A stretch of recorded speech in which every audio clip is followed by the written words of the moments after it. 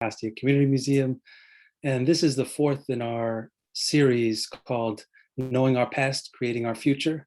And we've been really excited to be able to partner with two organizations, Current Movements and Visionary Organizing Lab, to bring this series, which is an opportunity to bring to the table and have conversations, intergenerational conversations around a range of issues that connect organizers and activists and others in the greater DC area around urgent social issues. Our first in the series last summer looked at the history of Black Power organizing and neighborhood organizing in DC. Our second in the fall looked at community control of land and housing. And our most recent one in February looked at youth leadership. And so it was an intergenerational conversation about youth leadership. I'll leave to our hosts, our moderators for this evening to describe this evening's conversation. But I just wanted to say that in conjunction with our recently opened outdoor exhibition, Food for the People, Eating and Activism in Greater Washington, which I encourage you all to come out and see on the front plaza of our museum at 1901 Fort Place Southeast in Washington, DC. In conjunction with that exhibition, we have tonight's conversation, which I'm really pleased to be able to introduce our moderators for. We're joined by the executive directors of our two partner organizations. So that's Matt Birkhold, who's the executive director of Visionary Organizing Lab, and Katie Petitt, who's executive director of Current Movements. So thank you, Matt and Katie, for hosting this evening, and I'll pass the mic to you all.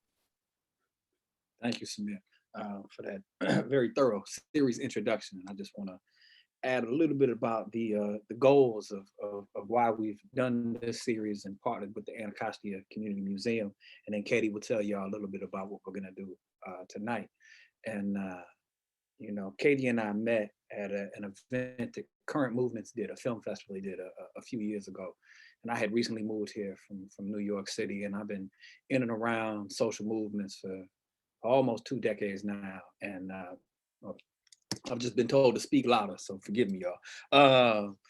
So I've been in and around social movements for almost 2 decades now, and I moved here from New York. I've lived in Philadelphia, Detroit, and all those cities I had. Intergenerational relationships were critical to my social movement activity, to how I learned to organize, to how I learned to analyze the world, and were critical in relationships I had with older people, helped me become a more full human being. And so Katie and I kind of noticed that there wasn't a lot of intergenerational work happening in Washington, D.C. And so we partnered with the museum to bring forth multiple generations of people who might be able to build a stronger community and develop each other personally, politically, and organizationally. So Katie, what are we gonna do tonight? Yeah, great, thanks. Just a big thank you for everyone who is here tonight, and the Anacostia Museum for hosting and being such gracious hosts. It's a beautiful spring evening here in DC, and so we just really appreciate you being here to learn about DC's, I'm gonna talk louder as well. Welcome you to learn about DC's really beautiful food movement and the history of it. And so I wanted to start today's conversation with a quote from one of my favorite food historians, Michael W. Twitty, who is a DMV native. And he says in his book, The Cooking Gene, he discusses the importance of food and gardening as a means of rebellion. From the times of slavery, inadequate food rations and malnourishment, to the food apartheid and malnutrition that many Black people face today, food sovereignty has been an important component of the Black struggle for liberation. Twitty in his book says, quote, "To some, the idea of youth community gardens might be cliche, but to the African American community, especially in the South, the movement to grow food where you live is not a trend, it's a necessity. Growing food is like growing money, said my friend Ron Finley, the gangsta gardener of South Central Los Angeles. He's right. The programs that he, vegan chef Bryant Terry in Oakland, Malik Yakini in Detroit, and Will Allen of Growing Power in Milwaukee have begun are transforming the way Black urban communities eat and seek empowerment. In the South, activist Jenga Wendell and actor Wendell Pierce in New Orleans, Donna Jewel Harris of Atwood Community Gardens, and the Habesha, or Helping Africa by Establishing Schools at Home and Abroad, and Dr. Rashid Nouri's Truly Living Well in Atlanta, and the community gardens stewarded by Hurricane Katrina survivor Fenwick Broyard in Athens, Georgia, are among the many projects I visited in cities from Baltimore to Montgomery to Austin to Charleston that reconnected young people and Black communities to the land, to their food, and gave them a sense of ownership, end quote. So Washington, D.C. is no different. It has a rich history of Black communities connecting to the land and to their food, creating landscapes of resistance. Tonight's panelists are a few of the food systems creators making the work of food sovereignty possible in our region.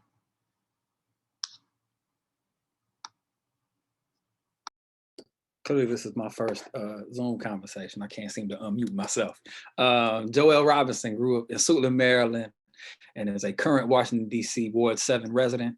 Her mission is to push for conditions that allow herself and her community to live fearlessly and free, limited only by the extent of our imaginations. She has a long history in public health and in working with Black farmers and organizers on food sovereignty, food security, and food justice issues in the DC area. Thanks for joining us, Joelle. Rondell Mosadi Pula is a 4th generation Washington, D.C. resident. He holds a certificate in commercial urban agriculture as well as agroecology. With experience recruiting, training, and directing over 2,000 volunteers, interns, and trainees, Mosadi is committed to helping create a world full of productive and environmentally harmonic green spaces. Thank you for joining us, Mosadi. Ausu-f Teba Raari was part of several co-ops in the 1980s and a leader of the community warehouse in the 70s and 80s, which distributed food to many of the co-ops on the southeastern seaboard that has several different members. He also operated a vegan deli, Headset Foods, for 10 to 15 years. Ausu-f has played a critical role in creating the conditions for the prevalence of vegan food here in DC, and I thank him personally for that. Thanks for joining us, Ausu-f. My pleasure. So Washington, DC has a rich past and history of community-created and controlled food institutions. And we want to ask all of you to talk a little bit about your work in that area, and so that we can kind of prioritize a foreground of history of how that's been done in DC. Ausu-f, I wonder if we might start with you telling us a little bit about what the community warehouse was and your involvement in it, please.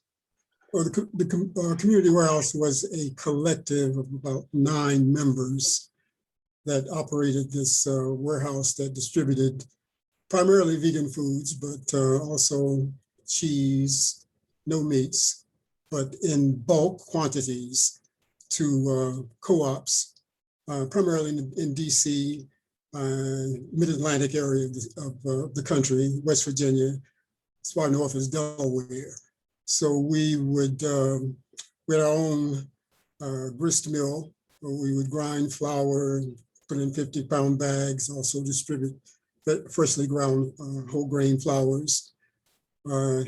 We operated as a collective, so virtually every member participated in every aspect of the business, from loading trucks, making deliveries, doing the books, purchasing everything. But it was a very robust business at one point, like I said, with back in the 80s, mid 80s, during late 70s, early to mid 80s, did, $1 million plus in gross.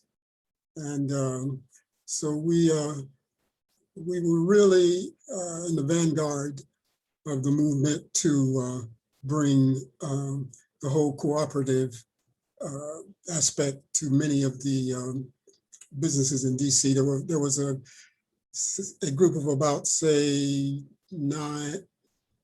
8 to 9 local co-ops in DC proper, and in Virginia and in Maryland. And we would service those co-ops, deliver food to them on a weekly basis. As I said, we would also go out into the outlying areas as far west as West Virginia, as far north as Delaware, and distribute not only to co-op storefronts, but to individual buying clubs, people who just wanted to come together and buy food as a collective, buy good, wholesome food as a collective.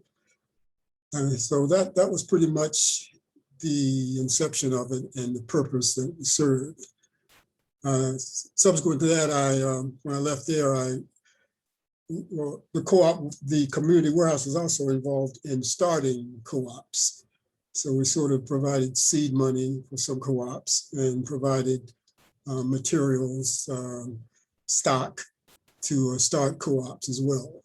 So just wanted to put that in. But when I left there, I went to a few of these independently owned stores, primarily independently owned Black stores and co-ops, and worked with a number of them to assist them in operations as well. And after that, I started my own store, which I operated for about 10 to 15 years, a vegan deli. So it's been a fairly robust history of involvement with food, but I have not been in the food industry for the past 20 years. So I've been in the real estate entry, an aspect of real estate, so to speak. Thank you. Thank you. Joelle, I know you're also involved in a food co-op of a specific variety. Could you tell us a little bit about South Eats and what it does? Yeah, sure. Thank you. So Southeast is essentially trying to build on the tradition that Teba mentioned and grow the rich history that is here in DC of food cooperatives. So South Eats is essentially a meal kit delivery service. We're focusing right now on neighborhoods in Ward 7 and 8, but essentially it's a worker-owned cooperative. So similarly, everyone who works for South Eats is an owner of the business. So we're trying to tackle two goals around food access, healthy food access, and wealth building and wealth generating in Ward 7 and 8 in the communities where we live. So yeah, that's a little bit about South Eats in a nutshell. Thanks, Joelle. Mosadi, can you tell us a little bit about, you have a little bit of a different entry to food, with Rooted and Sustained relative to our two other guests. And can you tell us a little bit about what Rooted and Sustained does, what it is and what it does? Yes, Rooted and Sustained is family business. And essentially we do earthwork. So landscaping, forestry, and urban agriculture. The goal and the mission is to work the land, but also teach others how to work the land as well. I started just by cutting grass, was cutting my grandmother's yard, and the neighbor saw me mowing, asked to mow her yard, and then so on down the street. And then I was introduced not too long after that to growing. I was invited out to the agroecology encounter. And at that point, that's when I decided that I wanted to grow food. I was doing landscaping and forestry, and for some reason, growing food was so far from me. At least I thought it was so inaccessible. And the premise of the agroecology encounter was, as far as what I gained from it, was teaching indigenous ways to grow, teaching indigenous practices, what we may call permaculture. It's just growing with the land and working with the land. And the whole ride home, I was telling my partners, like, how am I gonna get into growing food? And they were just like, just grow. And I, for some reason, as with a lot of folks, I could not see myself growing. And so I was invited out to help out at a few folks' gardens and farms, and was invited to be assistant teacher and after school growing program. And I just ran from there. And so now primarily, although I still do a lot of maintenance with the earth, primarily my main focus right now is growing food, as well as teaching folks how to grow, whether it's through after school programs, summer camps, or just pulling up on different folks or other folks pulling up on me, watching me grow food and asking for different tips and advice. Great, thank you so much. So following up on what you just talked about, Mosadi, we're wondering about, for each of you, so unless we don't have access to it, food isn't something we really spend a lot of time thinking about, and having cooperatives or growing our own food is definitely not something that day-to-day folks in DC or around the country really think about much. Can you talk a little bit about how you already talked about, like, how you got involved in access to food, but if you want to dive into that a little bit deeper, or talk about the spark that inspired you to focus your life on food, that would be great. And we can start with Joelle. Sure. It's so interesting that you asked that, because Mosadi, the agroecology encounter that he mentioned, I'm a part of a group that coordinated that agroecology encounter. It's just very interesting how our whole area folks are very much intertwined and networked. And I'm sure there's how people say there's 6 degrees of separation in the world. There's like half a degree of separation here, or like a quarter of a degree of separation, because everybody's so connected. But to get to your question, so for me, how I got into this whole area of food justice or food sovereignty was maybe about, 10 or 12 years ago. And so I had finished my MPH in public health and was ready to come back home, was like, okay, I'm coming home, doing public health stuff. And I just, essentially myself and another person started a nonprofit called the Green Scheme, which was involved with a lot of the things that we were just talking about, like environmentalism, food justice, food access in our communities, and realizing that there wasn't a lot of folks that looked like us who were young doing the things that were affecting us the most. It was somebody else coming in and saying, oh, here's the thing, you guys need a thing. So I did that for a few years, and through that became connected with a lot of other folks that I'm in deep relationship with now. I'm a part of another group called Black Dirt Farm Collective, which essentially our goal, we're a group of people, our goal of farmers, educators, researchers, thought leaders, and our goal is to do exactly what Mosadi was mentioning, is reconnect people to the land and center the land and food production as a key pillar in, our identity and our just our life, our livelihood as people of color, as Black people specifically. And so this is kind of a long-winded story, but then through that, through those relationships, got connected with some of the folks that are involved with South Eats. So Jennifer Bryant, who is really like a young thought leader in cooperatives now. She works for Wake-Up Washington Area Community Investment Fund. I hope I got that right. But she's really what introduced me personally to cooperatives, and is also a member of South Eats. So just kind of melding all these things, like the ideas around honoring farm workers and agriculture, and food sovereignty and environmentalism and cooperatives and wealth and health, and all of these things is what we try to kind of mesh together in this essentially experiment, and building on the history that we know is rich and deep. And we know that these things have happened before. So how can we replicate them in the current context in a way that works? So all of that to say, that's essentially like a abbreviated version of how I am where I am right now. I love it. And yes, we're like, everything is so intersected with food. So thank you for bringing that up. Ausu, do you want to go next? Sure.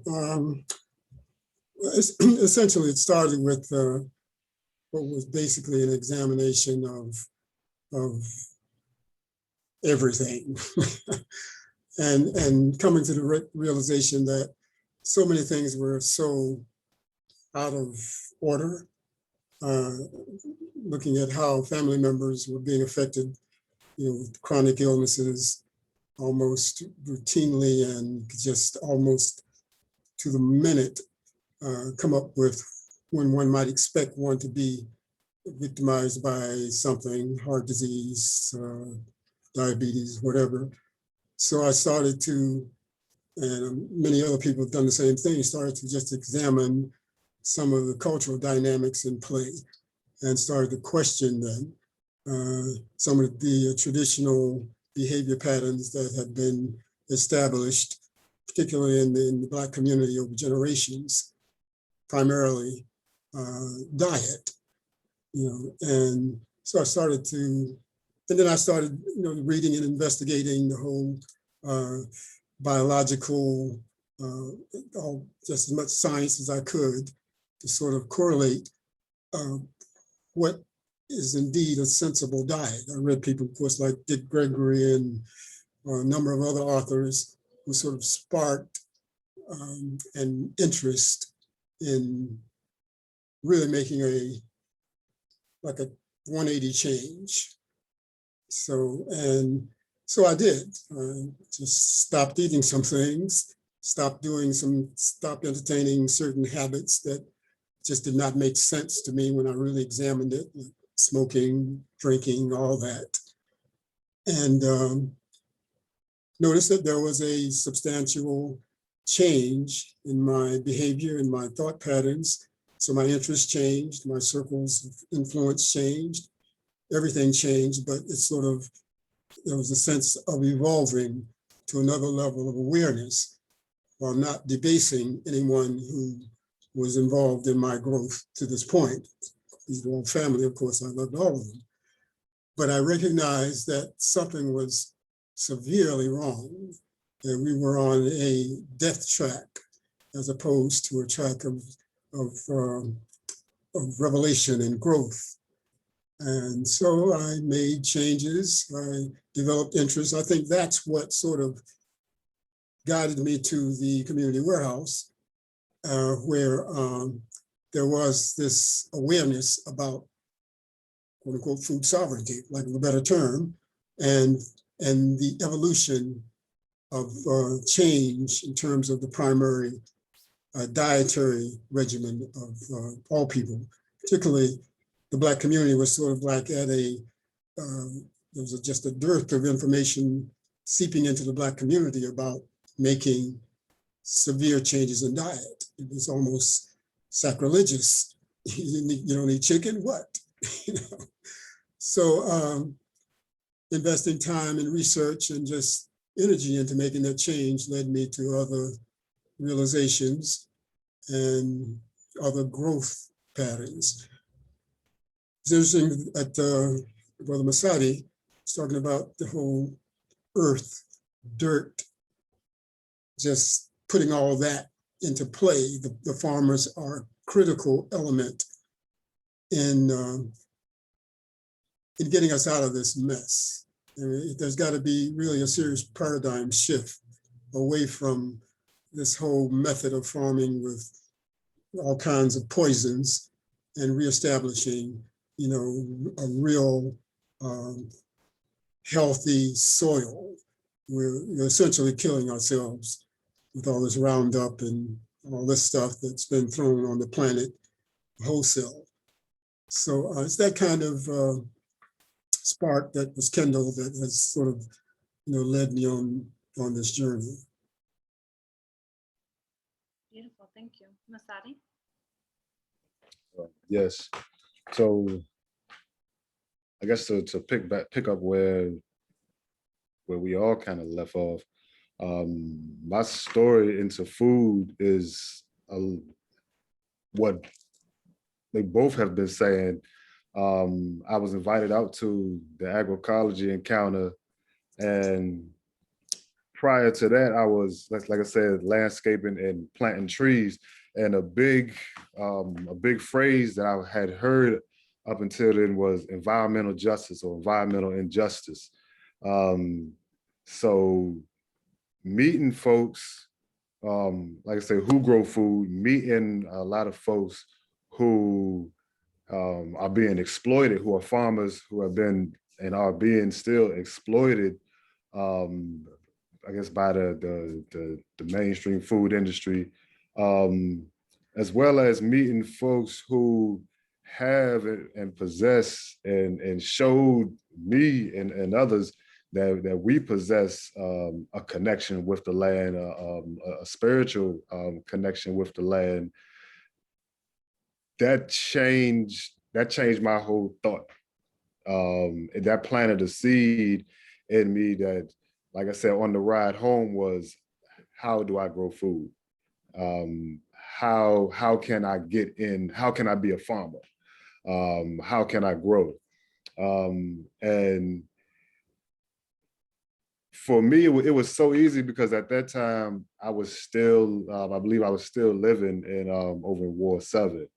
I was still living in what was described as a food desert. I would go out to the metro and I would see a grandmother walking down the hill with maybe 3 or 4 grandbabies, 96, 97 degrees out, and having to take 2, 3 bus rides to the nearest grocery store for produce that is low quality. I mean, as soon as you walk in the grocery store, you can smell just rotten food, and then having to carry 5, 10, however many large bags of groceries back on the bus, 2 bus rides back to the neighborhood. And it's like, why isn't there access to food in our neighborhood?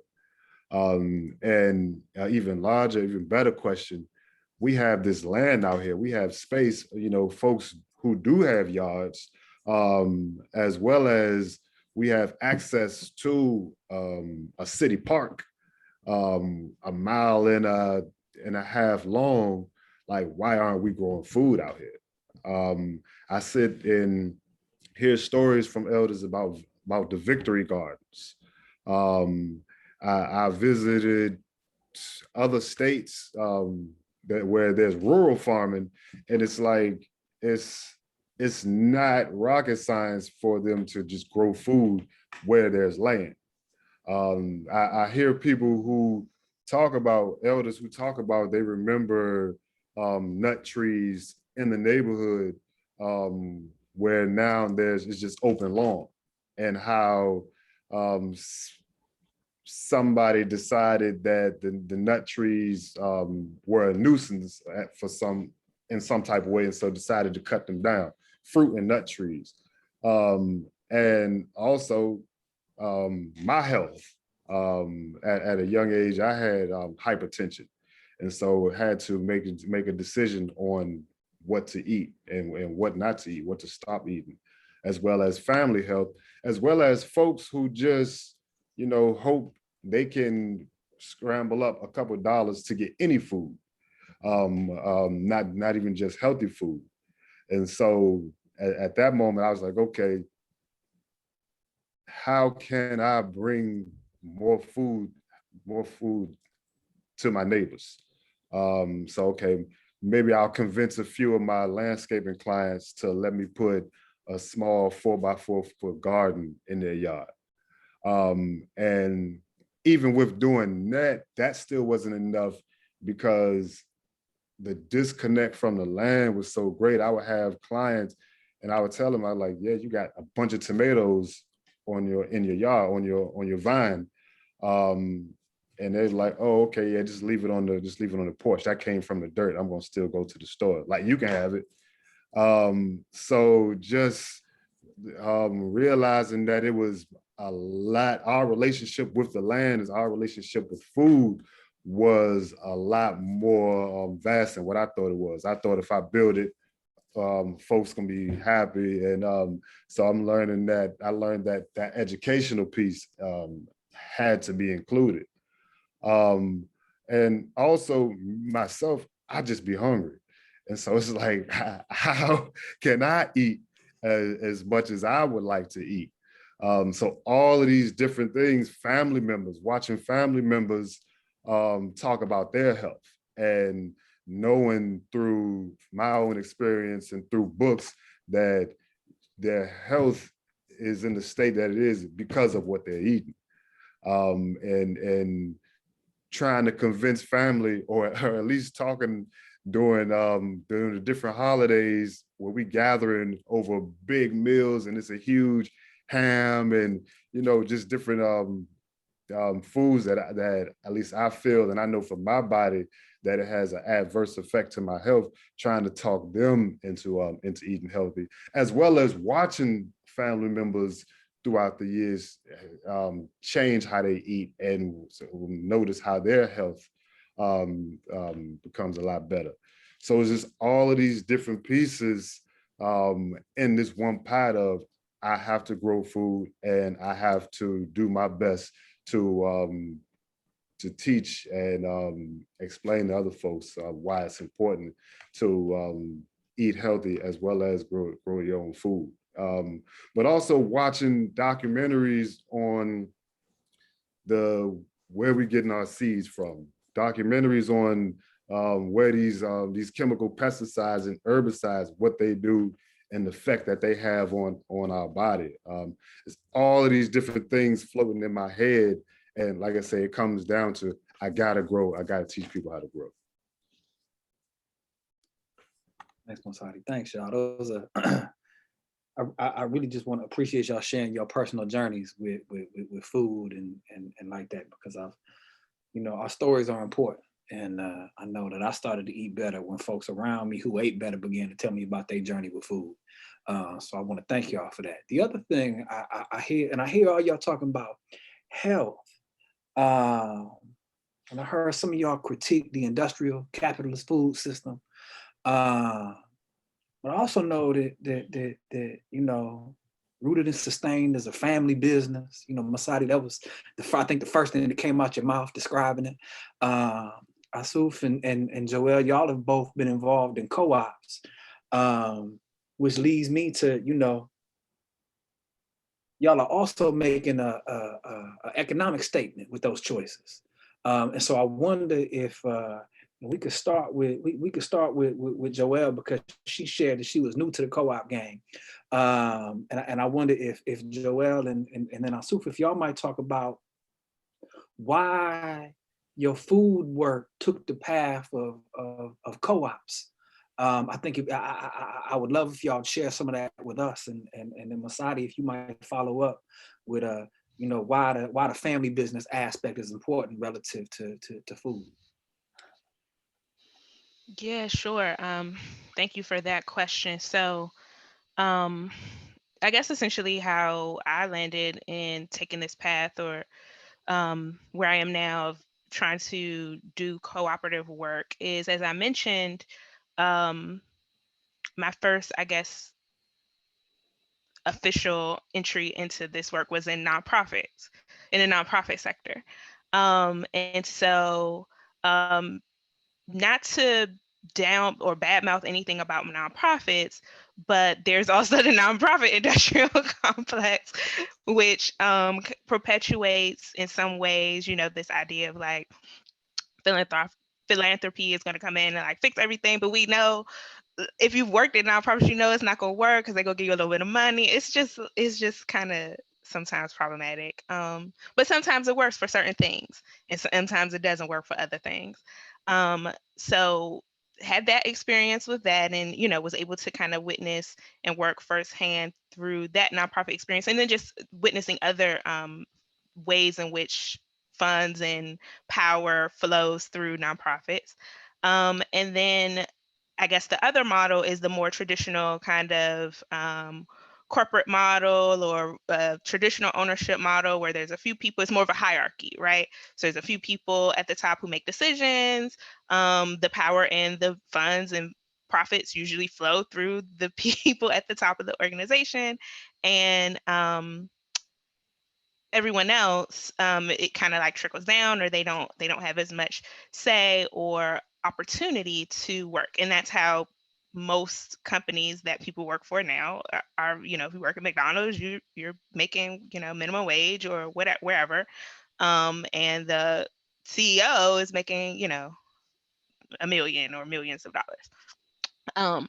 So what was intriguing to me about this whole idea of cooperatives was this sense of it being a flat organization, power and decisions and profits being shared or more equitable across people who put in the work into the organization.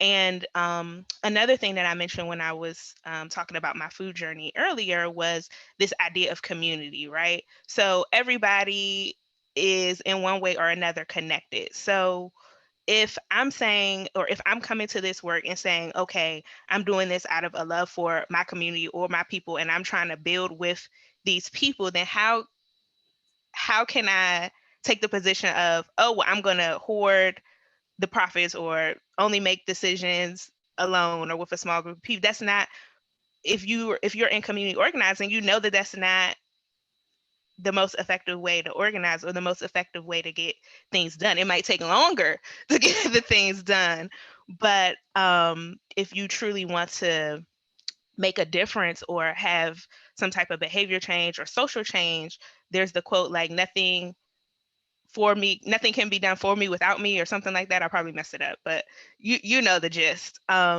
So essentially, that's how I personally found, or am currently in this moment of trying to implement this cooperative model. And so again, I'm not claiming to be an expert on it, because I'm not. That's another person in the group, but I'm learning a lot. And my understanding of what cooperatives are makes me really hopeful that it's something, and knowing that it has happened. Like, people have done this. It's not like, oh, this is a new thing. We're just now trying this thing. It's like, no, this cooperative model happens. People have made it work. How can we make it work now in our context for what we're trying to do? So that's essentially how and why we're trying this cooperative model with Southeast. Thank you, Joelle. So you was involved in a time when it was a whole lot of co-ops. You said that the community warehouse provided vegan foods to co-ops up and down the eastern seaboard. And so I want to just preface that, some of your the time that you entered into food, co-ops, at least from my perspective, seemingly were far more prevalent than they are today. And I wonder if you might talk a little bit about, I believe the community warehouse was a co-op, but y'all also supplied co-ops. So y'all was deeply rooted in cooperative logic and so on and so forth. And I wonder if you might share some of your experience or insights on why it was important to organize food accessibility cooperatively rather than privately or individualistically. So just to be clear, the community warehouse was a collective.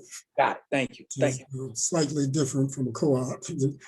But the essential point about co-ops to me sort of lies in the whole name. It's a co-op. It's about being cooperative. And if people can come together and actually cooperate, then they can achieve great things. That's not to say that a co-op can't go awry and go into some other weird arena, But if you have a group of people who have a vested interest in something and have come together under the premise of cooperating, typically these people will have some common goal surrounding the whole venture.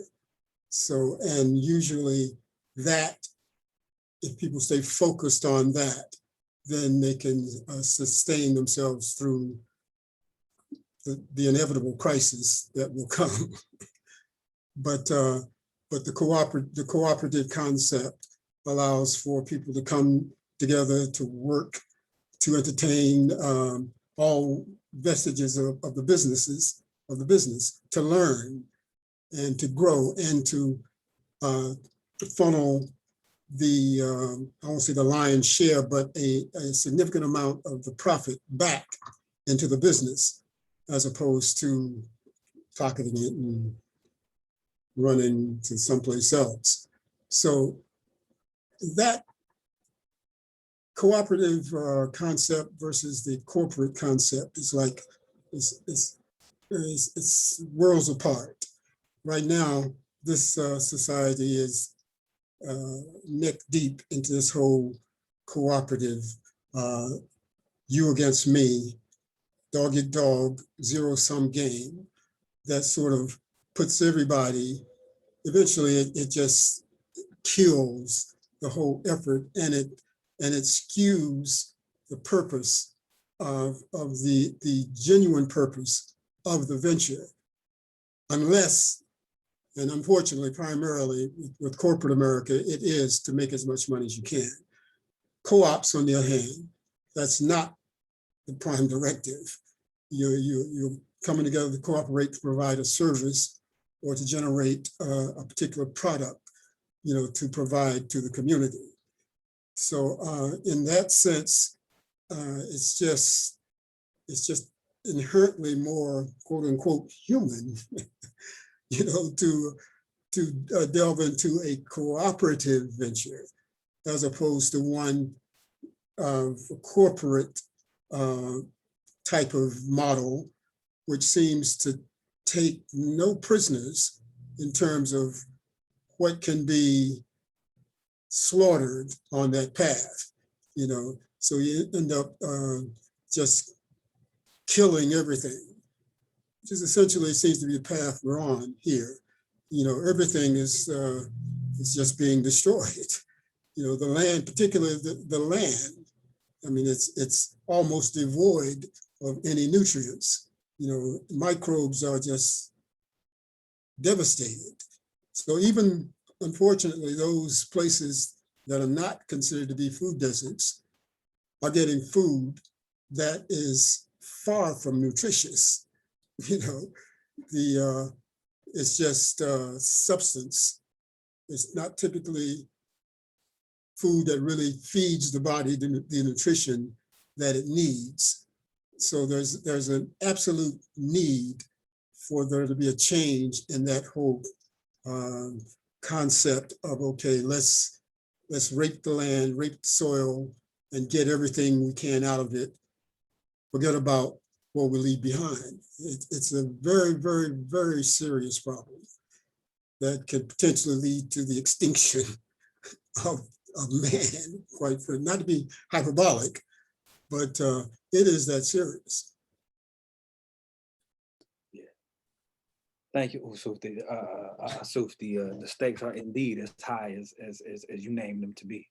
Mosadi, you've talked a lot about reconnecting to the land, and this is not your language, but what I heard you say was, healing the land and connecting ourselves to food in different kind of ways. And I wonder, as you've worked with Rooted and Sustained and grown into that, what's that mean for the organization and for food economically as you're practicing it? So if I first want to acknowledge, so the name Mosadi, the meaning is he who heals off the land. And I would say for the organization, I kind of, it went that direction kind of, I guess, divinely, but off the humble, because like I mentioned, like my main thing was, okay, I see folks growing, I want to grow. I want to have access to food. But also, the more I learned about the different methods of growing, the more I learned that certain farms that grew one crop for 5+ generations, that land right now is infertile. The more I learned about, instead of going out and spending money on a thing, on a cage or a trellis to stake up my food, there's a perfect tree right here, and I can plant my seeds there. Learning about indigenous practices, a popular one, the Three Sisters. Learning about those, learning about planting corn, squash, and beans together, because they grow in harmony with each other.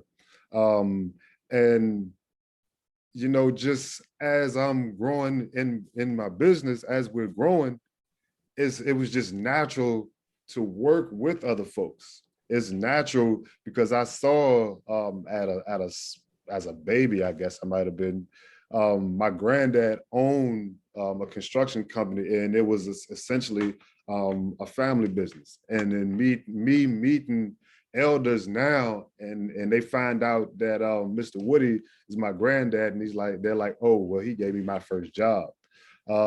So all of those different things, well, the conversations I'm having, what I'm seeing throughout the city, all of those things help to shape and grow how we do business, as well as, once again, like seeing a client with a perfectly manicured yard who just wants me to mow it, and talking them into putting the garden back there. It's a lot of what we're doing is not based off of like I didn't go to business school. It was just, oh, I know how to cut grass and I want to start a business because I don't want to work for anybody for the rest of my life. I want to be able to employ my younger cousins, younger siblings.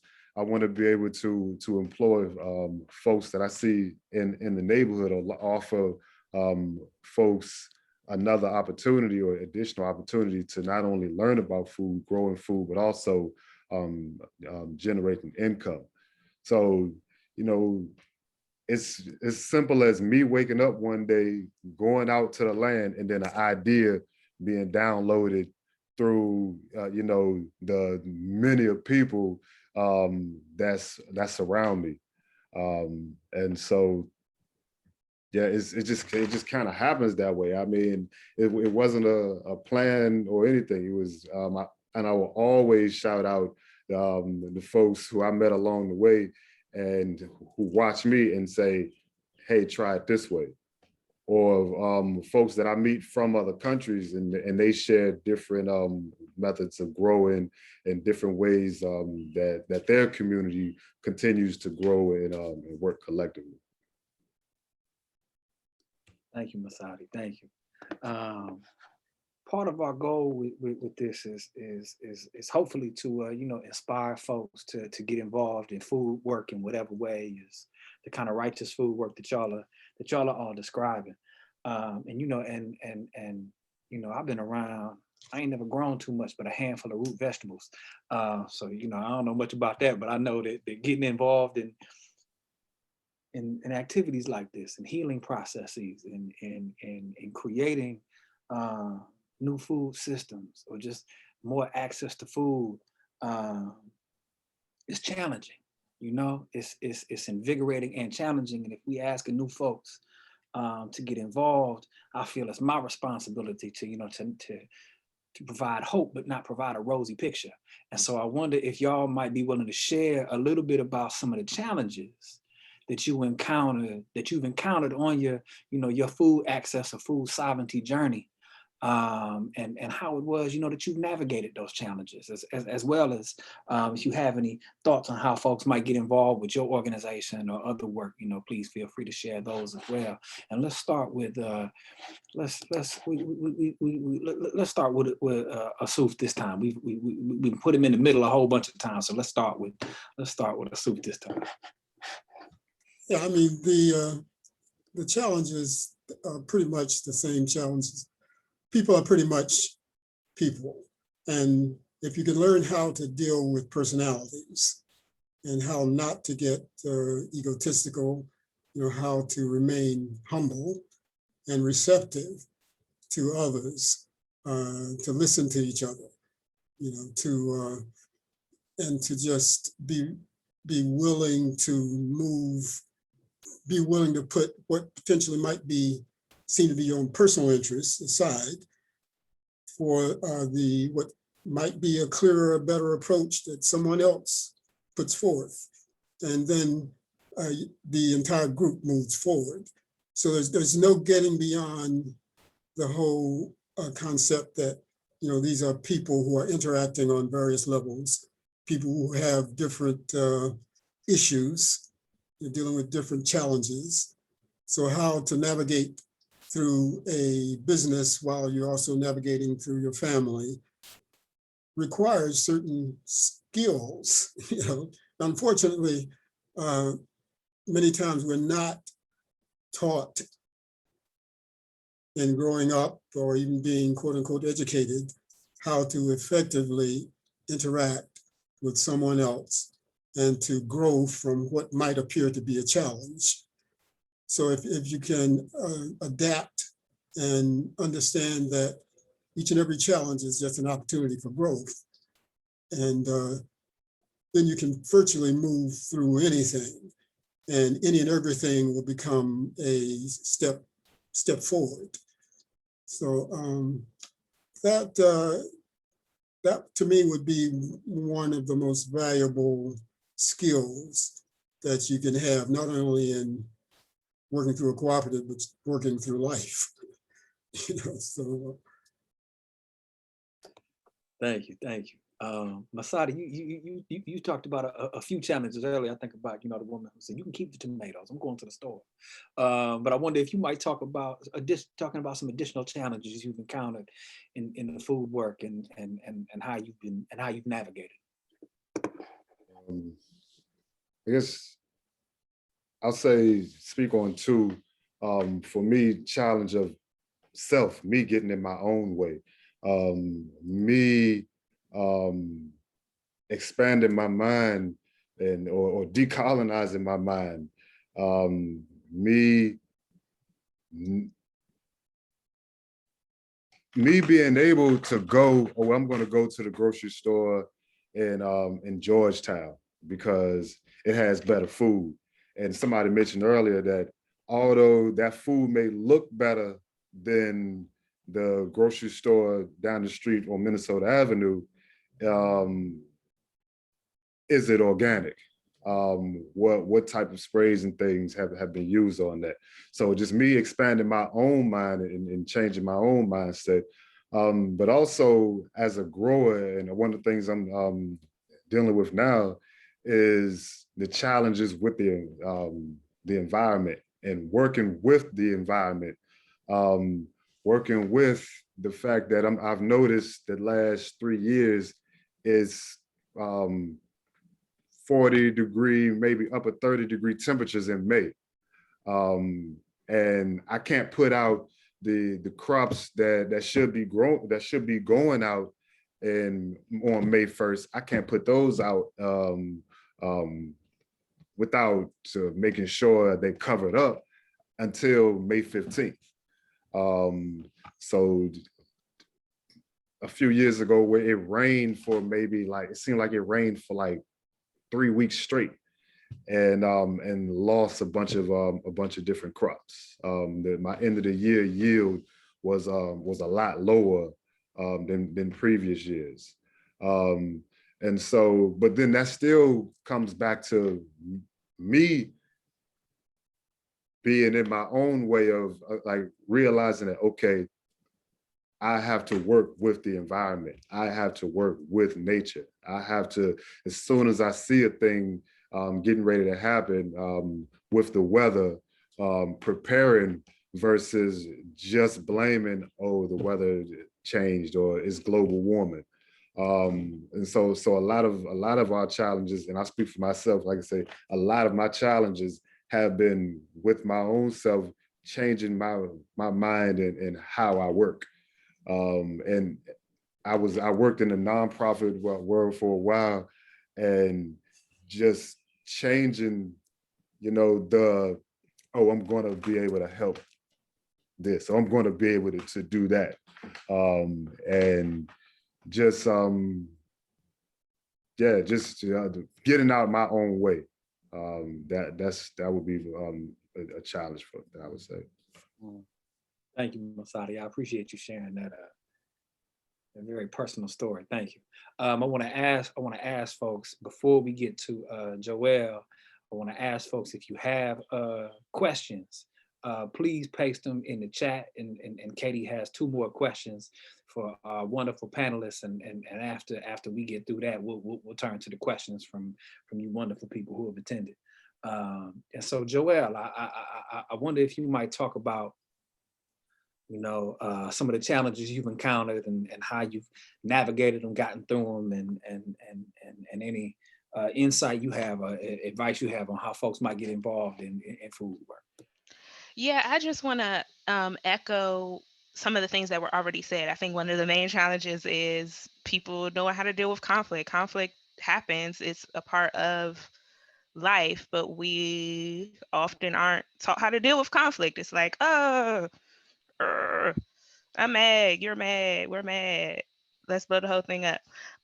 So I think just recognizing that from the start, putting that on the table at the beginning, when you're working with a group of people. And I mean, that's the $1 million question. Like it has happened and continues to happen, and is what oftentimes I have seen end or result in the end of various organizations, or the crumbling of great work happening, is because people are people and haven't figured out how to manage those conflicts. But I also want to echo what, I can't remember which one of you guys said it, but about the what I think is also appealing about this work, and a cooperative approach to this work, is similar to what Mosadi mentioned about like this symbiotic relationship, like the 3 sisters. So realizing that everybody has a different role to play. Like you might be the sunflower, or you might be the beans, or you might be the squash. And so one of the things that my colleague and comrade Xavier Brown always says and mentions that inspires me is, we're trying to replicate how things are in nature. So like nature has it figured out. We got to figure out how to do what's going on in nature it works in nature. So how can we replicate those same symbiotic relationships and when we're building our own organizations, when we're doing this work? And so I think those are 2 kind of important things to remember about how to deal with some of those challenges. And shoot, it was another thing I was about to say, but I just lost my train of thought. It don't matter. When it comes back, you can share it. Thank you. Yeah, thank you so much. So all of you have touched on like your reverence for the land and that it can produce food, which is just like so important to our health and our livelihoods. And I think it goes even deeper, and you've touched on this already, but I want to bring up another quote from Michael W. Twitty from The Cooking Gene, where he says, "The gardens were more than just sources of nutrients. They were spaces where the medicinal and spiritual practices could be kept alive."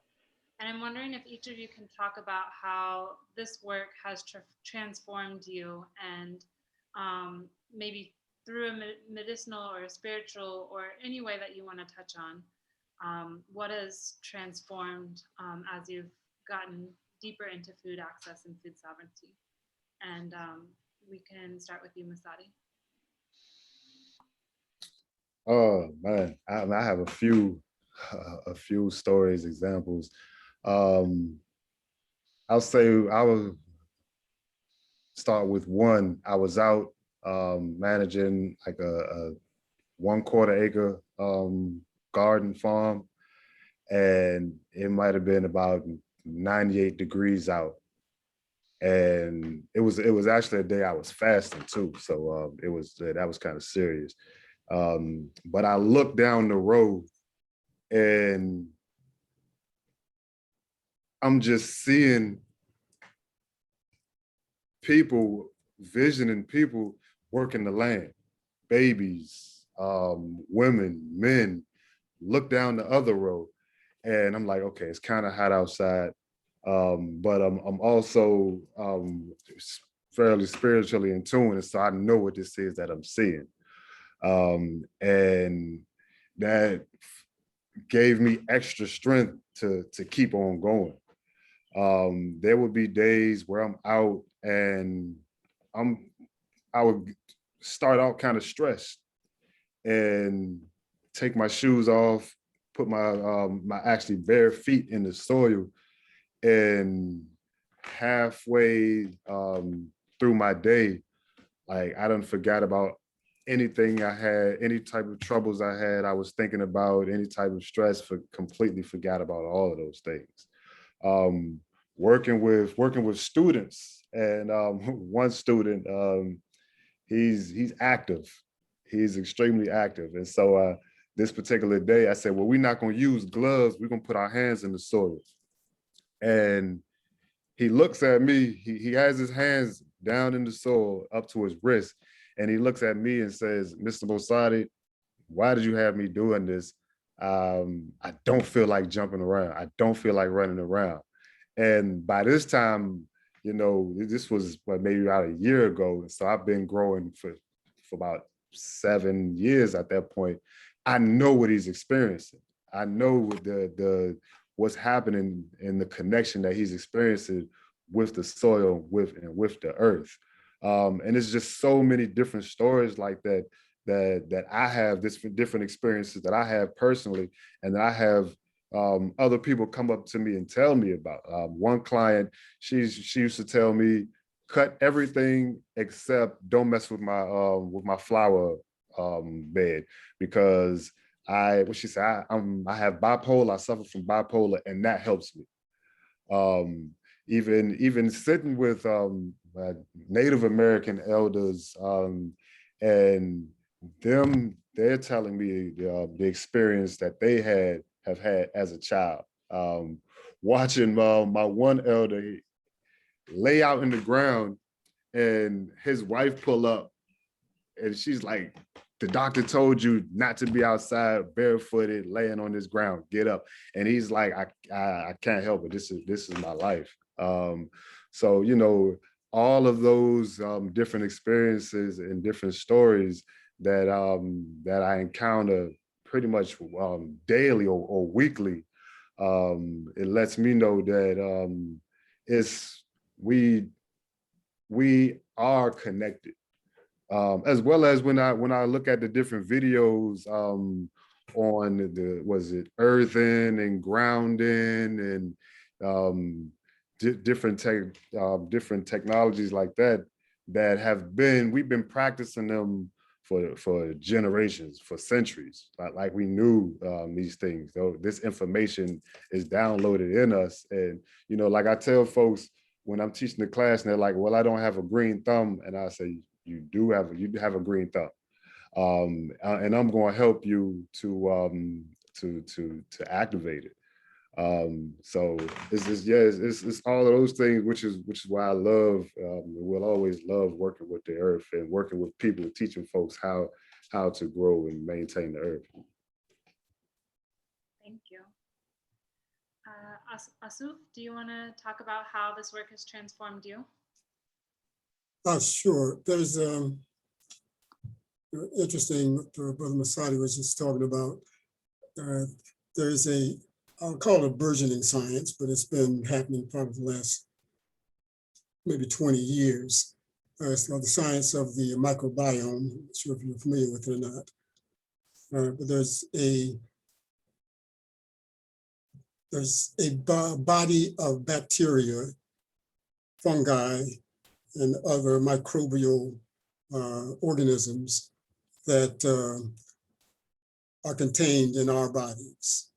And also another complex of, it's called the biome, which is a whole serious complex of viruses. Any and all of these things are working in concert to keep us, make us a balanced organism. And interesting that Brother Mosadi was saying that he was, you're blessed, by the way, to be able to work in the dirt. But much of the transfer of these microbes come from handling dirt, from just being outside in nature.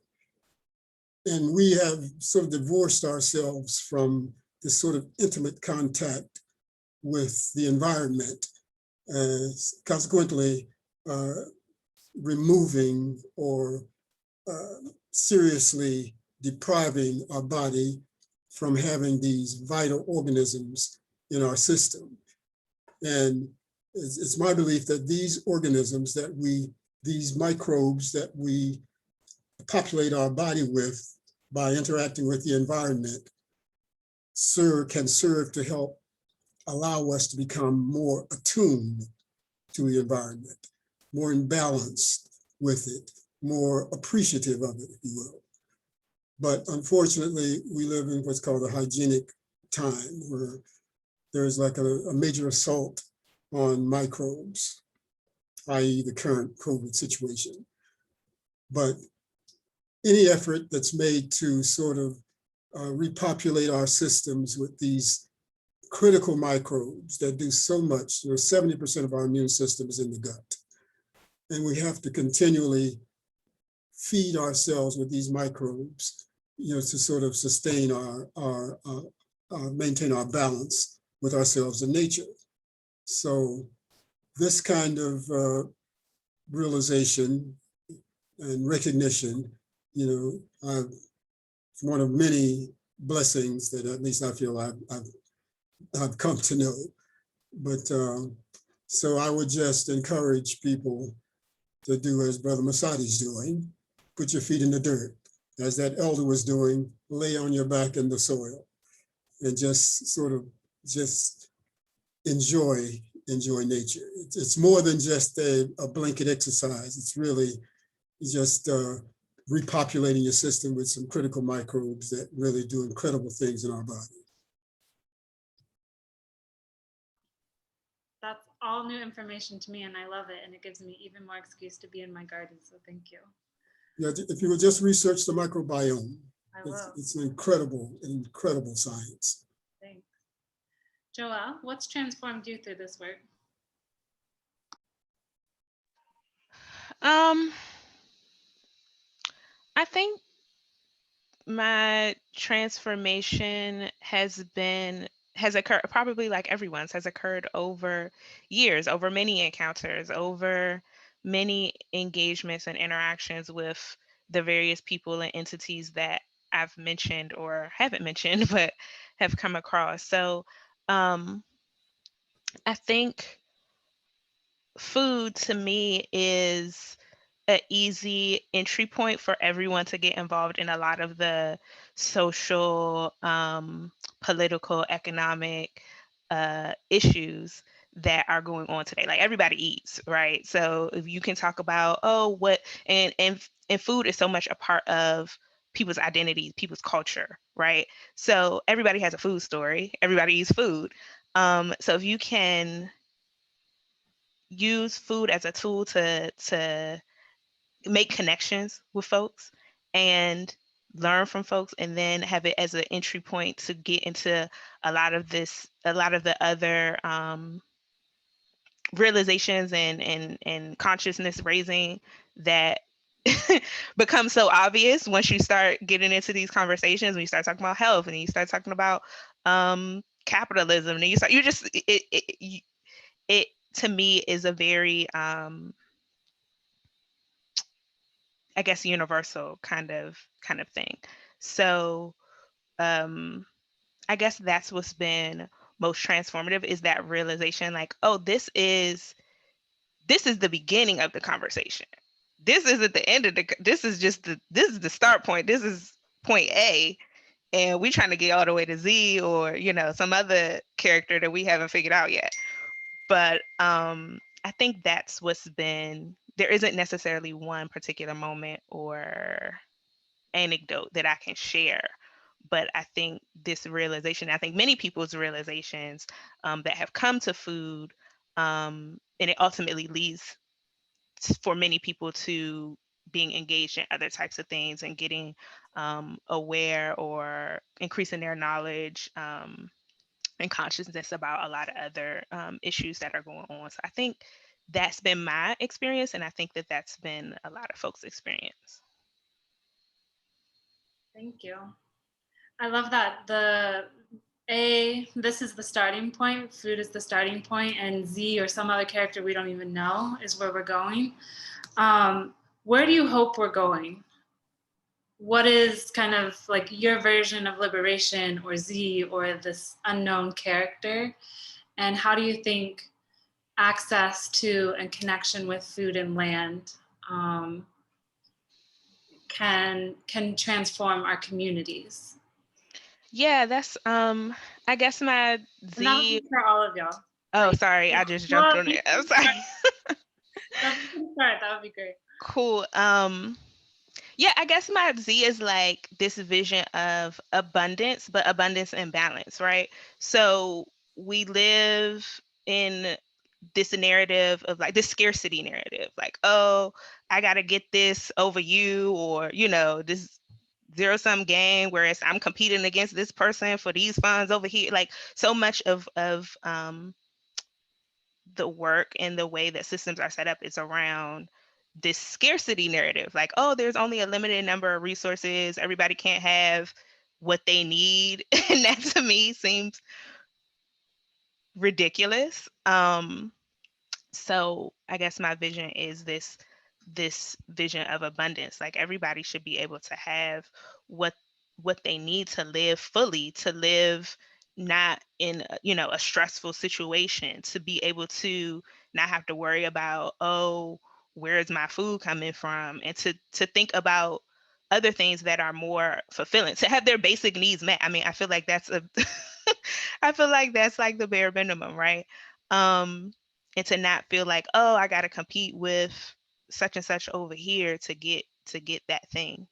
So I mean, that's a pretty basic, I think, vision, but unfortunately that's not what the situation that we're in right now. So that's, I mean, I'm hoping we can get there. And I think that the connection, once people, as the theme that has been coming up through the conversation is, reconnecting with the land, and the realization of the connection between what you eat, growing food, where it comes from, your relationship with Mother Earth, your relationship with the soil, like all of these things, hopefully will lead folks to a worldview and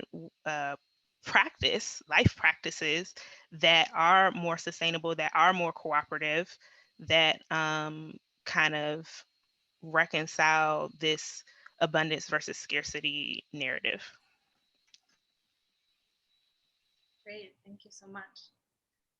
Ausu-f, how do you hope our communities will be transformed by growing access to connection to food and land? Well, I would like to think that it would, well, I'm absolutely sure if there is a reconnection established, then there will be a love and respect for each other and the land. So the process of coming to that juncture is some of the details that have to be worked out. And that's where the grunt work is. So if cooperative ventures can be established, to assist in that process, where people come to, literally love the land. I mean, where would we be if we didn't have land? Where would we be? And if you truly come to love the land, then you're not going to wreak havoc on it. You're going to respect it. You're going to learn how to care for it, and you're going to, in turn, I think, learn how to care and love for each other. So as long as we are at each other's throats, then nothing furthers. Can't be against each other and for the land. Somehow it just, it sort of trickles down. If it's hate, if you have hate in your heart, then you are a hateful person. And if you have love, then you're a loving person. So generating and reestablishing, our focus on caring for the soil, caring for the land, caring for each other, and just moving forward with some clarity of purpose. That's what I would like to see. I love it. Keeping it real. We got a lot of grunt work to do. Mosadi, what about you? Where do you see communities transforming, or what would you like to see? So I would say I'm confident that everything is going to be restored, and get back in balance. I'm confident that somewhere on Earth that there are countries and communities who are at complete balance and are not experiencing what we're experiencing right here. And just the vision, like the vision of Root and Sustain, is to see a world full of environmentally harmonic green spaces. And like, I'm confident that there will be, or that we will be in Eden, be able to walk down the path and grab a apple off the tree, and not have to scramble up bus fare to ride a couple miles to get an apple. I'm confident that people are and people will take control of their food. We mentioned that, okay, you can go to another neighborhood with better looking food, but if that stuff's not organic, or those tomatoes don't pass or make it past inspection from one of the factories, and a bunch of other folks get E. coli and pass, it's like, what? So I'm confident that we will save our seeds and grow from the seeds that we've eaten from. I'm confident that we will restore our soil with composted food scraps versus throwing it in the garbage. And I'm also confident that Earth is going to do what it needs to do. Whether or not us being here, or mankind or humankind being here in the physical form, or whether we circle back around in another form, the existence is going to continue. But also in the right here, right now, yeah, I'm confident a lot of my neighbors are going to put gardens in their backyard and figure out that math and determine, or I help them figure out their math for them to determine how much they need to grow in order to cover groceries for the year, in order to can for the colder seasons, I'm confident that we're going to get back to that, and we're going to be in control of that. Thank you, Mosadi. Thank you, all y'all. I love that phrase, environmentally harmonic green spaces. We're gonna go to some of the questions from the audience. The folks who are here with us have several of them have shared how much they've enjoyed this conversation. Some of whom have shared they've been inspired. It's been a wonderful conversation, and I want to reiterate something Joelle said, that the common theme between what everybody seems to be saying is this question of how we reconnect to the land and to earth and nature. And I want to ask folks to put your questions in the chat, please. I want to challenge and kind of just ask. I want to ask folks who are here with us to imagine what it might look like to align our will with nature, to align our will with the earth. And while y'all are putting other questions in here, I want to go ahead and ask this one from Aaron Hendricks, who asked for your insight on how we might educate people to eat healthier. And I know several of y'all have touched on that. You've talked about challenges with healthy eating. So I wonder if any of y'all might be willing to speak to, what you've learned about how to educate people to eat healthy.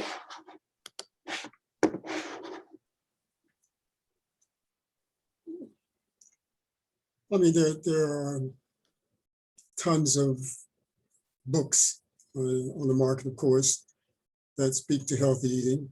I mean, if you equate healthy eating with eating just organic foods, even organic meats, that kind of health, there's all kinds of diets that are being promulgated, keto, so on and so forth. But there is just tons and tons of books on it. As I mentioned earlier, one of the early books I read was Dick Gregory's Cooking with Mother Nature, which inspired me to make a change. There are usually some classes given by different institutions that assist in doing and adopting various diets, vegetarian, vegan, but there's no shortage of information on the subject. Basically, I think if a person gets to the point where they have decided, okay, I need to make a change, can be inspired by health problems or by either by concerns that of health issues that family members are having. Once you declare that in your spirit or soul, then you're pretty much guided to where you need to be to find the information you need. But with Google and this, that, and the other, there's no shortage of information. The bigger problem would be discerning what information is credible and what information best suits your purposes. So, but that's a personal type of decision that has to be made.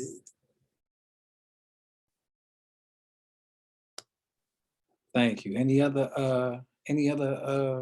thoughts that Joelle or Mosadi y'all have on educating folks to eat healthier? Don't feel no pressure. If not, we can go on to the next question. Yeah, I agree with what Barbara just said. It's a bunch of information. That's kind of how that was one avenue. I've made my way to YouTube and found books and videos by a lot of folks. And also just my own personal health.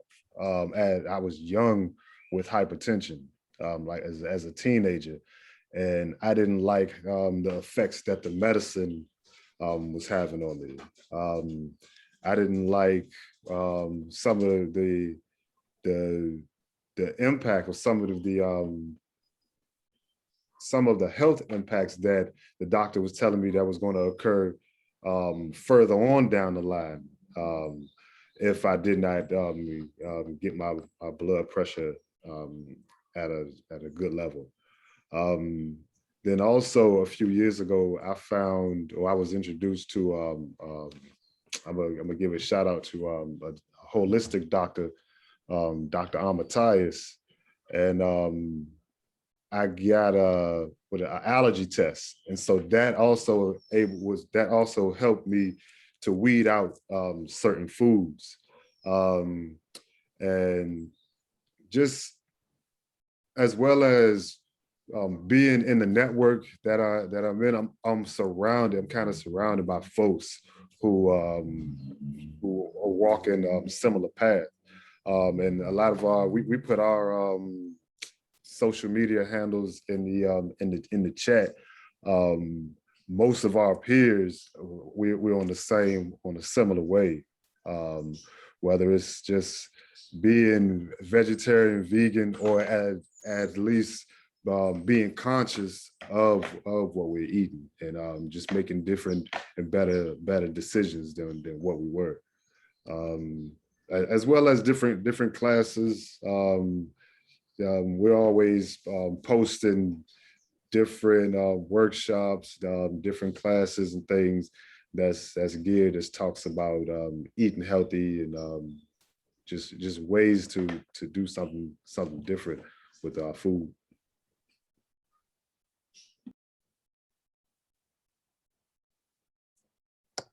Thanks, Mosadi. Katie, you want to take up the next questions? Sure. Oh, Joel, do you want me to repeat the question for you? I can do that. Okay.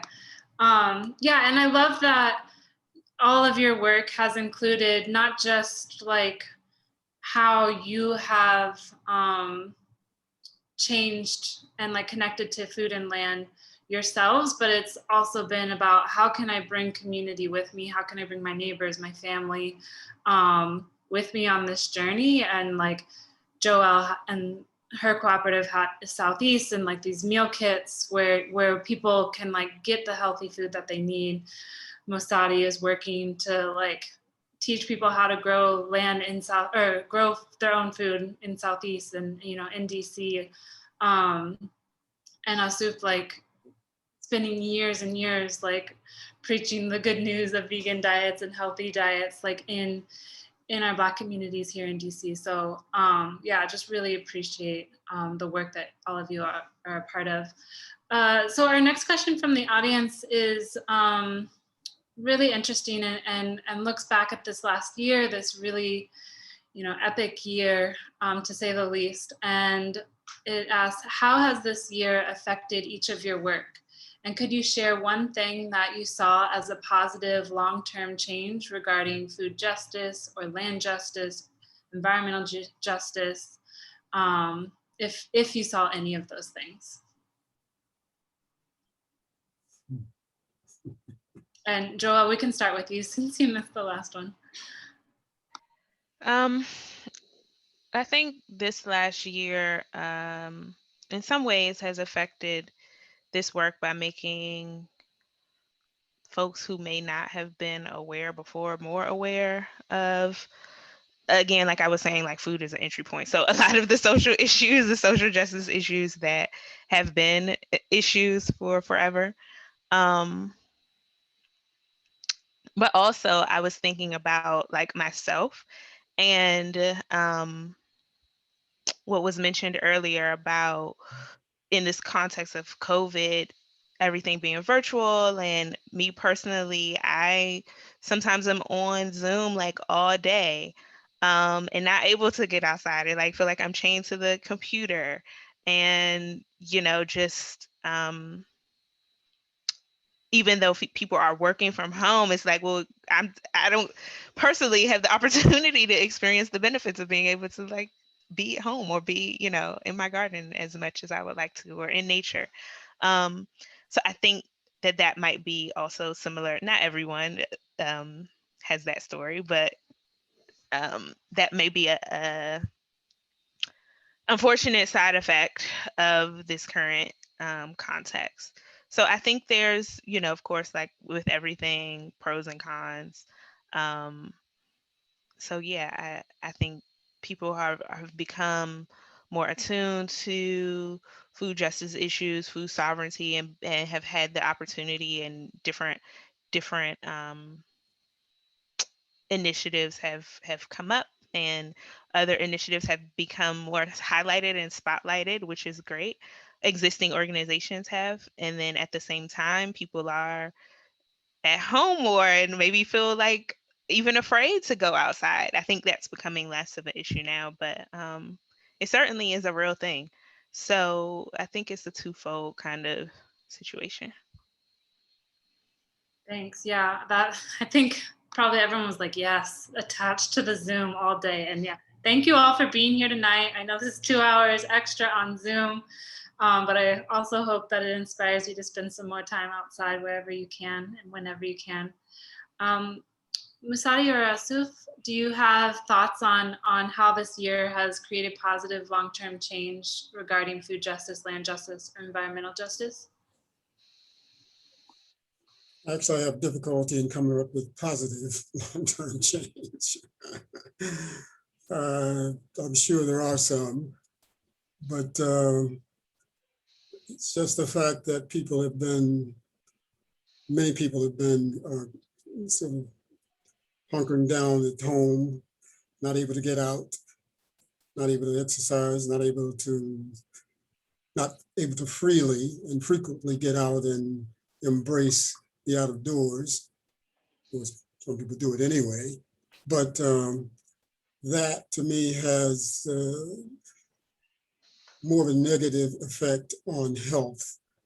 Not to mention that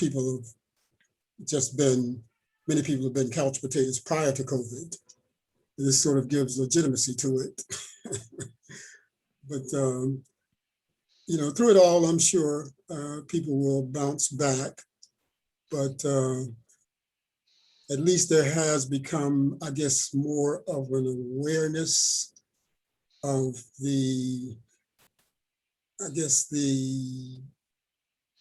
fragility of food, since many people have difficulty in acquiring it, not necessarily just by going to the store, but you got to extend yourself more to get it delivered. And there's potential that because people have not been able to go to work, there could potentially be shortages in some areas of the country, perhaps not here. But so yeah, I find it kind of difficult to come up with positives aside from the realization that we have a lot of work to do on this front. Yeah, Mosadi, did you want to answer this question?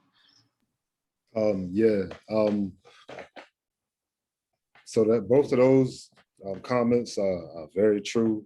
As far as being in what I noticed with my family as well as with myself.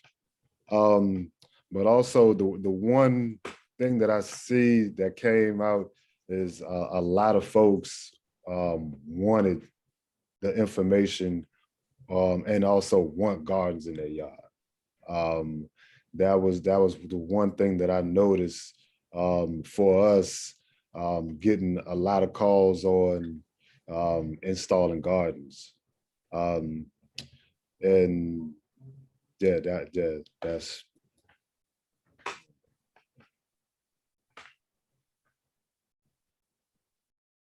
Thank you, Mosadi. Thank you, Mosadi. This will be the last question we take, and it is a very practical, very real question. It's from Daniel Lincoln, and they want to know, how might we create spaces of community and collective work towards food sovereignty in DC neighborhoods that have experienced extensive development and gentrification? And that just seems like a real practical, urgent question. And I wonder, if y'all's work is giving y'all any insights into how we might think through that collectively, because that's going to require a collective answer. So is the question, hold on, I'm sorry. The question is, how do you create food sovereignty in spaces that have experienced, okay, I'm reading it now in the chat. I mean, I think Like that's pretty much most of the city, right? So, and folks feel free to jump in, but my understanding is that food sovereignty is essentially about people's ability, like self-determination, like people's ability to choose and dictate their food system, right? So if we're talking specifically about areas that have experienced extensive development and gentrification, I guess my question or clarifying question is like, who are we, who is the we? Like, who are we developing food sovereignty for or with? And then I think that might lead to a different answer depending on what a different response depending on what the answer is, if that makes sense. I don't know if that makes sense, but that's my clarifying question to that question. Yeah, Joelle, I think that makes perfect sense. And I tend to think that having more questions and answers is always a good place to be, as long as we work towards those answers. So I really appreciate that. Either anybody else got any thoughts on this? On I might just rephrase the question of the impact of how to deal with the impact of gentrification in creating food sovereignty here in the city.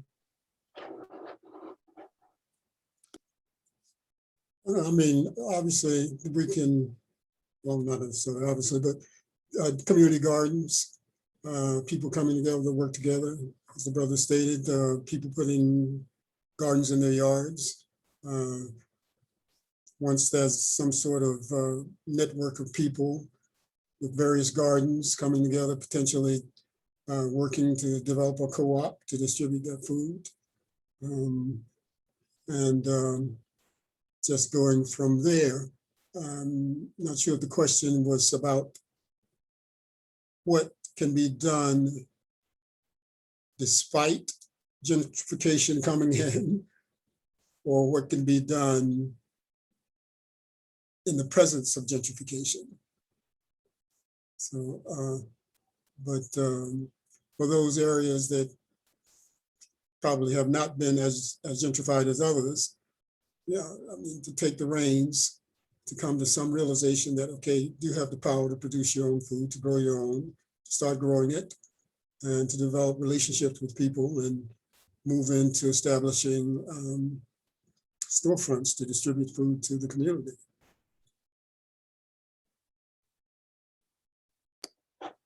Thank you, Ausu-f. Mosadi, any last thoughts on this? I mean, I agree, as well as just thinking about that question, thinking about, okay, gentrifying or gentrified neighborhood, me and my family were pushed out. As long as we have that network, we of folks who are growing, I may not have been able to keep my apartment, but across the street, the elder still lives there, and he's a part of the network. And so we're working to help maintain that garden in that yard. Or my entire community may have been, or my entire street may have been pushed out. And so, but we still have that network. Or we still live here, or I still live here, and I'm by myself, and my neighbors have been pushed out. Me allowing them to come into my yard. And it's kind of also what Joelle was saying is, regardless, we have the capacity, we have the ability to do for self. We have the ability, if you have a yard, if you don't have a yard, you have a balcony, you have a south-facing window where you can grow some herbs, you have value in the network. And so, I mean, it's one of those things where we can't always be like, oh, they did this, they pushed us out, they're tearing down this, they're buying up that. When we actually got the power and the abilities and the skills to do a thing, I look at the folks down in and I know it's a different region and everything, but the folks down in Georgia, the families who came together and bought up a ton of acres. Families that's coming together that's supposed to be buying up another bunch of acres down there.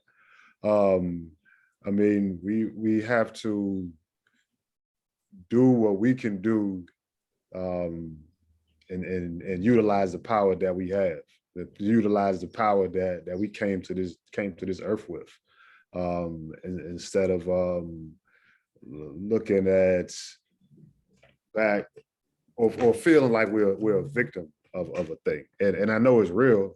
You know, I still have family members that live on certain blocks, certain streets, family members that no longer live certain places, but also I also have a network, and there is a network that other networks that I'm not even a part of, where folks are deciding to do a thing no matter what. We're gonna make these moves, and nobody is going to stop these moves that we make. Thank you, Mosadi. And that's we did no more questions from the audience. So that's our evening.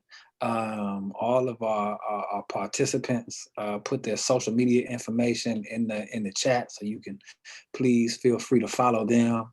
You can follow Visionary Organizing Lab at visionary_lab. You can follow Katie. Will put current movements information in there as well, because I'm not going to be so arrogant as to think that I can remember it.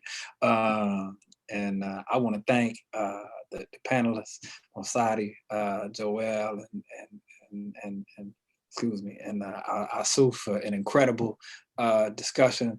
I want to thank Current Movements for partnering with Visionary Organizer Lab, and of course the Anacostia Community Museum for being the glue that holds it all together, and providing us with the space and the infrastructure. So I thank you everybody for coming.